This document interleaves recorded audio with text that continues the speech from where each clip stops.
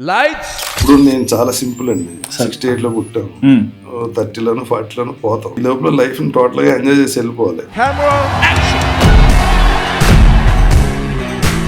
ఇన్ని సినిమాలలో నటించారు. సినిమా అంటే చిన్నప్పుడు ఇంట్రెస్ట్ లేదు, మరి ఎలా సార్ సినిమాకి సింక్ అదే యాక్సిడెంటల్ గా అయింది కదా. ఎక్కువగా మీ గురించే వింటుంటాం కానీ రాజా గారి ఫ్యామిలీ ఏంటి? ఈ మీడియా వచ్చాక రాజనేంద్రన్ కొడితే మొత్తం సహా అల్లుడితో సహా మొత్తం ఆ హిస్టరీ కానీ అన్ని ఫోటోలు వచ్చేస్తాయి. బట్ ఎప్పుడు ఇలాంటి విషయాలు బయట చెప్పరు కదా సార్, ఎందుకలా? అయితే చెప్తాం ఊరికి.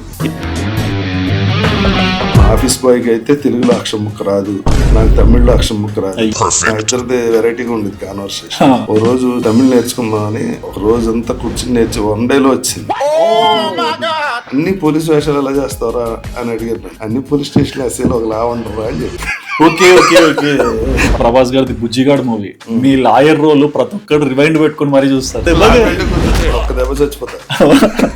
పెద్దరాయుడు సినిమా గురించి మాట్లాడుకున్నా, మోహన్ బాబు గారు డ్యూయల్ రోల్, రజనీకాంత్ గారు ఏమో key role, and other end లో మీ క్యారెక్టర్ కూడా నాకు ఇప్పటికి రిజిస్టర్ అయింది. మీరు ఎట్లా కనిపిస్తారు ఏంటి అదంతా? పెద్దరాయుడులో నాకు ఉదిన్ గారు, ఖుష్బు గారు, బయట రవికుమార్ గారు ఏమంటారంటే నాకు అంతకు మించి సీను సినిమా సార్. వెంకటేష్ గారికి డైలాగ్స్ ఉండవు, మూగోళ్ళలాగా నటిస్తుంటారు, మీరు పక్కన ఫ్రెండ్ క్యారెక్టర్ లో ప్రోవోక్ చేస్తుంటారు, బట్ ఆ క్యారెక్టర్ పాజిటివ్, ఈ క్యారెక్టర్ నెగిటివ్.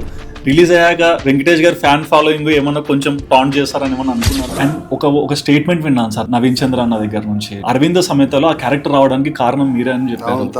నేను హీరోయిన్ చేస్తా సార్, క్యారెక్టర్ ఆర్టిస్టులు చేయాలంటే అప్పుడు ఆయన కన్విన్స్ చేస్తాను. కానీ ఈ రోజు బాలరెడ్డి నిలబడ్డారు సార్. బాలరెడ్డి అన్నది ఎక్కడికి వెళ్ళినా అంటే చాలా హ్యాపీ ఫీల్ అవుతారు సార్. మీరు ఆ రోజు చెప్పకపోతే చేయకపోతుంది సార్. ఎగ్జాక్ట్లీ.